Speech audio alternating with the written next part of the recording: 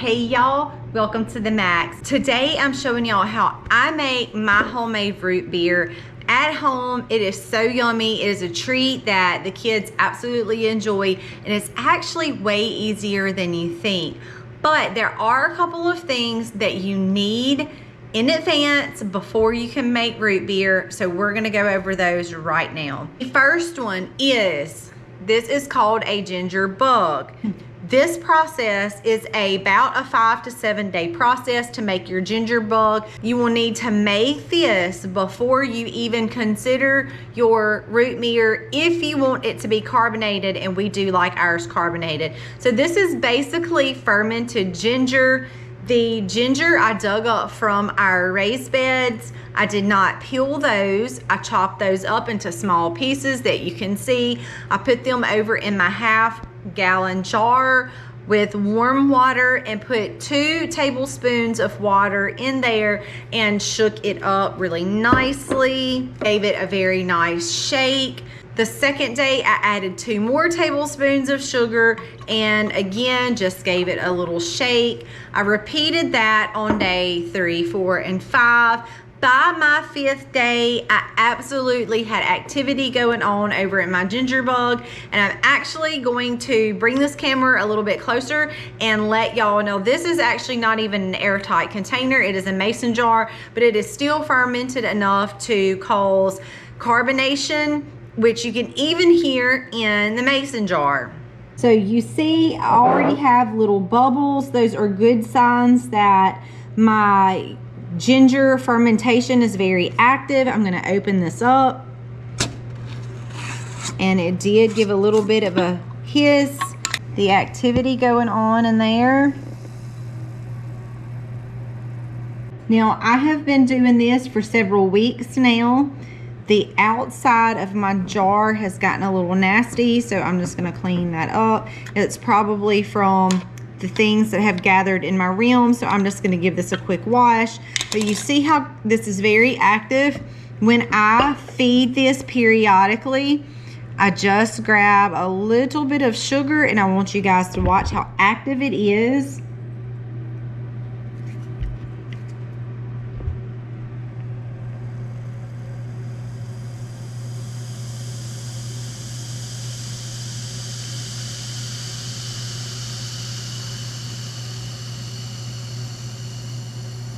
You've seen my beautiful carbonation over in my ginger bug, and it was just that easy. If you don't have ginger planted, you can go to the local grocery store and pick up some fresh ginger. Now, please look for the organic kind. You still want the skin on there. You're just gonna give it a good wash, chop it up, follow the instructions that I gave you, and you will be able to produce carbonation with a ginger bug, and that is literally your first step to making homemade root beer. A couple of other things that you're gonna need is, now I have 2 different varieties of ginger. I have been using my regular ginger. I'm getting very, very low on, and I have a Thai ginger, what's called a Thai ginger. I really need to look up and see if there's much difference in the taste of the 2 varieties, because I do have a lot more of that than I do the regular ginger. But for today's video, I'm just gonna be using some dried ginger that I've had up in my herb cabinet. I also have licorice root, sarsaparilla root, wild cherry bark, sassafras root, and cinnamon sticks. You'll also need brown sugar as well. But I'm going to get my batch going. I'm going to show you guys how I make my root beer. Now I'm going to be sharing with you guys the recipe that I found over at Glen and Friends Cooking. I actually looked up, when I was first wanting to make root beer, I've looked up a lot of recipes. His was actually the first one that I come across, but I went ahead and researched out. I watched a bunch of different people, was like, well, I just don't know which one I want to go with. I ended up going back to Glen and Friends Cooking, using his recipe. I thought that we would probably like it better, so I tried it and I measured everything out perfect on my first time. The kids love it. I said, you know what, we're gonna stay with this recipe. Really do like it. However, I'm just gonna be honest with y'all, and if y'all been watching me for a real long time, y'all know I'm not a measurer. I'm not real good at following directions when it comes to measuring. So what I have been doing with all of my other batches, and I haven't messed it up yet, the kids still absolutely love it. I don't really pull my weight out and measure. I go by, I know I need more of this than this. I'm gonna put more of a handful of this than this. That way I don't get too much licorice flavor and not enough ginger flavor. So I do like somewhat follow the recipe, but anyway, I'm gonna put it over in our description. And when we tell you guys, hey, we're putting it in our description, a lot of people don't know what we mean. There is a little upside down, almost triangle right under our video. You will see it right across from our channel name. If you guys click on that, it will give you a drop down box where we can type in all kinds of extra information and links for you guys. So I will be posting the recipe that I used from Glen and Friends down there for y'all to see. But today I'm gonna show you the steps. So if you think, hey, I'm considering making root beer, but I'm just not sure if I wanna tackle that yet. Really, I'm just gonna be showing y'all how easy it is. You guys will have the recipe, but I'm gonna be showing you my method that I used today, and it really is easier than you think. So I'm gonna get started and go ahead and get some water over into my large saucepan. I want to go ahead and bring that to a boil. Now I'm gonna be making triple the batch because I have lots of kids who really like root beer. So I'm gonna be putting that water over in my jar and bring that up to a boil. I'm going to, my water is getting pretty hot. I'm going to go ahead and add my cinnamon and my ginger root over into my pot. Now I'm actually gonna let these boil for 2 to 3 minutes, and I'm not going to add my other herbs. Once this comes to a boil, I'm just gonna kill the heat. It will still be plenty hot, but it just won't be boiling the herbs. And I'm only gonna let them sit off of the heat to steep for about 20 to 30 minutes. If you let them steep much longer than that, it becomes very, very strong and very, very bitter. And we are not wanting a bitter drink, we're wanting more of a sweet drink with flavor. So once my ginger and cinnamon comes to a boil, we're gonna let it boil for 2 or 3 minutes. I'm gonna turn it off and slide it over. It will still be plenty hot. I'm gonna add my other herbs in and let them steep for about 20 to 30 minutes. Then we will do our next step. Now I have my heat turned off. I'm going to add my sassafras root. I'm going to add my licorice root. I'm going to add the wild cherry bark. And I'm going to add the sarsaparilla. I was very generous with that because we really like that flavor. Now this will sit and steep for about 20 to 30 minutes. Then we'll move on to our next step. It's actually been a little bit longer than 30 minutes because I got busy shelling peas over there. So it's actually been about 40 to 45 minutes, and that's okay. If you just let it steep for a really, really long time, there is a chance that it will be a little bit more bitter than you want it to be, but I'm still within the time frame that it's gonna be fine. So what I'm gonna do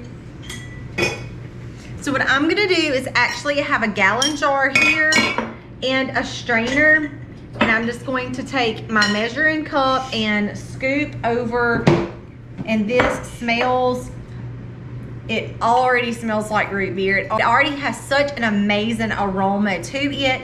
So I'm just gonna be scooping off of here and straining off those herbs down into this glass jar. I really do wish there was this thing called smell-o-vision, because I really wish you could smell this. If you actually notice, Aiden come back in this little cabinet is where we keep our pig bucket, because nothing goes to waste in our house. If we have any leftovers or any scraps, it goes in our pig bucket. So he was bringing it back, and he walked through the door and said, oh, I can smell the root beer. So it really is such a nice aroma. But here's my very next step that I'm gonna do. I'm going to let this sit and cool.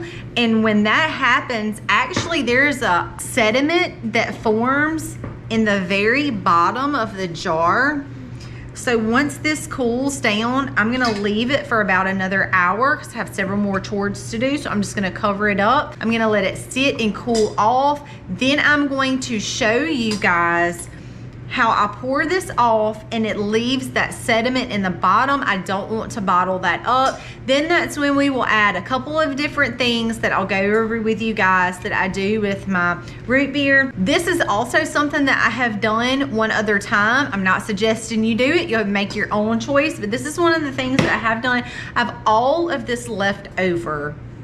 In my opinion, it's still got a lot more left to it. I am not dumping this. I'm actually gonna stick this in my refrigerator, and when I make root beer in a couple of more days, I'm going to actually use this and let it steep for a little bit longer to extract the same amount of flavor. So I am not actually going to discard mine. I'm actually gonna use it one more time before I decide to get rid of it. To let this cool, then I will flip you guys back on and show you how I pour this off and leave that sediment in the bottom.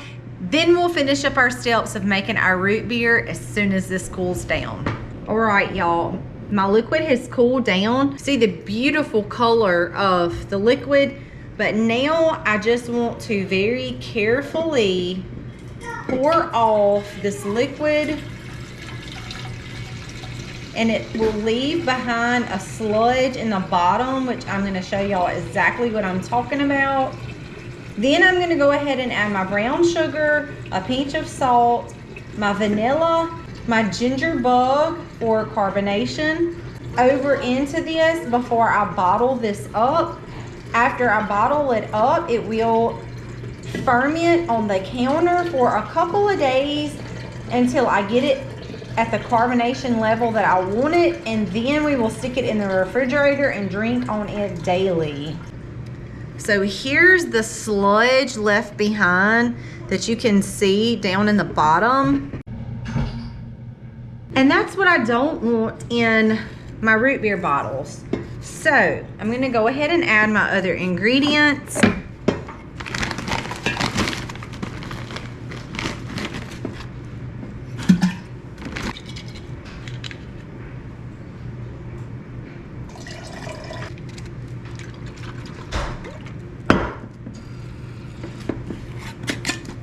Part right here, I do not want my ginger in there. I just want the liquid from my ginger. I will turn around and keep my ginger. I'm going to re-add water to this, add 2 tablespoons of sugar back to it, and let it carbonate again. I don't want my ginger, I strain that off. I just want the liquid from that to cause the carbonation over in my root beer. Now I'm going to give it a really nice stir, and then we are going to get this bottled. This is going to get a nice stir to incorporate everything together. And now we bottle. That is all it takes to make root beer. Now, I do want to mention a couple of things to keep in mind. These are airtight bottles right here. So if you do just regular mason jars, you may not get the carbonation that you're looking for, because some air can escape from those, where if you get the airtight jars, it is just going to help your carbonation produce better. So when you open them up, you'll really get that nice psst sound. Also, you want to leave a little bit of headspace in each one of your jars, and what I mean by that is just don't fill them up completely. You want to leave a little bit of space at the top for those gases to produce in there. I will be leaving these at room temperature for a couple of days, and it will produce that nice carbonation. Sometimes I will walk by and just test and see if I'm getting much of a carbonation in there. And if I get just a little bit, I know that it's doing what it's supposed to be doing, and maybe within the next day or two, they will be ready. If I don't get much at all, I know it's gonna take a couple of more days to produce that carbonation that I'm wanting. Once you get the carbonation that you're wanting, all you need to do is put those over in your refrigerator, and it is literally that easy. My kids absolutely love this drink, and yes, it does have some sugar, but it sure beats sodas that you get from the store that are full of all types of high fructose corn syrups and all types of other stuff that you really don't even know what it is. So it just took a little bit of effort to get the roots that I needed. I already had my jars because we make kombucha with these same jars, and a little bit of extra effort to make these. That is all it really requires, and your children or you, if you like root beer, can enjoy these nice drinks without all of the extra junk.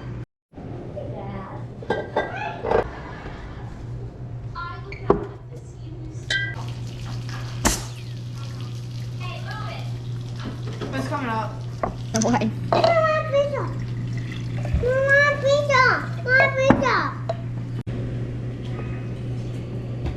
So I hope y'all enjoyed this video, y'all. It is really easy to do, and it is very refreshing to drink on through the summer without all of the junk. Happy homesteading, y'all.